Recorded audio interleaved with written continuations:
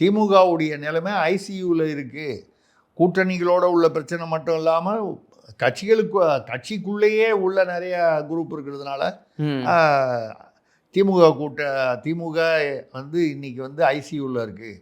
முதல்வருடைய கூட்டத்துக்கே வந்து வரமாட்டேங்கிறாங்க. 200 ரூபா கொடுத்தா கூட வரமாட்டேங்கிறான். அப்போது இந்த மாதிரி ஒரு சூழ்நிலை வந்து இருக்குது. அப்படிங்கிறது தான் இன்றைக்கி உள்ள கள நிலவரம். அதுக்கேற்ற மாதிரி பார்த்திங்கன்னா நிறைய கருத்து கணிப்பெல்லாம் வரதெல்லாம் பார்த்தா முக்கால்வாசி கருத்து கணிப்பு வந்து அதிமுக கூட்டணி ஜெயிக்கும்.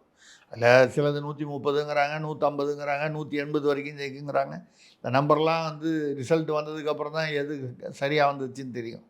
ஆனால் அந்த ட்ரெண்டு வந்து அதிமுகவை நோக்கி செல்கிறது. அதிமுக வெற்றியை வந்து உறுதி செய்கிறார் போல ஏன்னா நடுவில் ஒரு மாதம் முன்னால் பார்த்தா திமுக கூட்டணி 25 கட்சி கடைசியில் இந்த 25 26ன்னு சொல்லுதெல்லாம் சும்மா நம்பர். ஒன்று ஒரு ஜாதி கட்சி ஒரு சீட்டு இதெல்லாம் சேர்த்து ஒரு பெரிய மெகா கூட்டணி அப்படின்றத விட